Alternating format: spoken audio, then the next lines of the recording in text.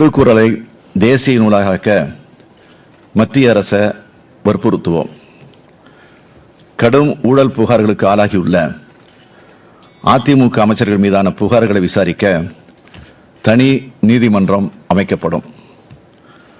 முதலமைச்சருடைய நேரடி கட்டுப்பாட்டில் தனி துறை உருவாக்கப்பட்டு உங்கள் தொகுதியில் ஸ்டாலின் என்ற திட்டத்தின் கீழ் பெறப்பட்டிருக்கக்கூடிய மனு 100 நாட்களுக்குள்ள தீர்வு காணப்படும். அனைத்து சட்டமன்ற தொகுதிகளிலும் மக்கள் குறை கேட்கும் முகாம்கள் நடத்தப்படும். சட்டப்பேரவை நிகழ்ச்சிகள் தொலைக்காட்சிகளில் நேரடியாக ஒளிபரப்பப்படும்.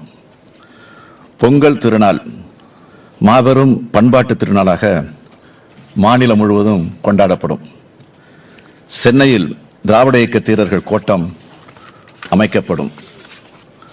கொரோனாவால் பாதிக்கப்பட்ட பொருளாதாரம் மேம்படுத்தப்படும் வரையில் சொத்து வரி அதிகரிக்கப்படாது.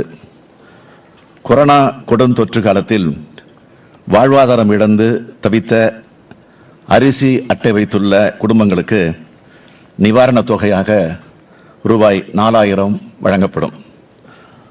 ஆவின் பால் லிட்டருக்கு 3 ரூபாய் குறைக்கப்படும்.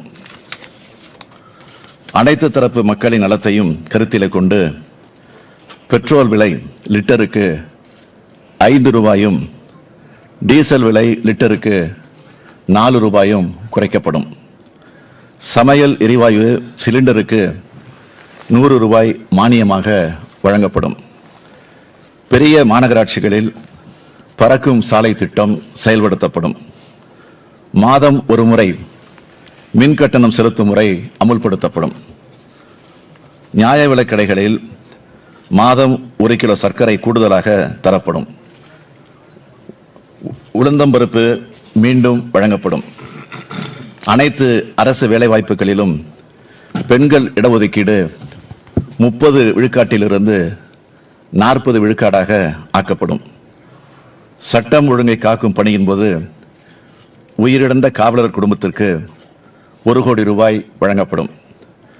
பெண்களுக்கு எதிரான சைபர் குற்றங்களை களைய சைபர் காவல் நிலையங்கள் உருவாக்கப்படும்.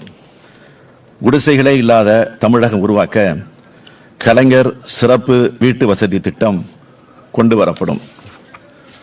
நகர்ப்புறங்களில் ஆட்சேபனை இல்லாத இடங்களில் குடியிருப்போருக்கு வீட்டுமனை பட்டா வழங்கப்படும். கிராம நத்தத்தில் உள்ள வீட்டு மனைகளுக்கு பட்டா வழங்கப்படும்.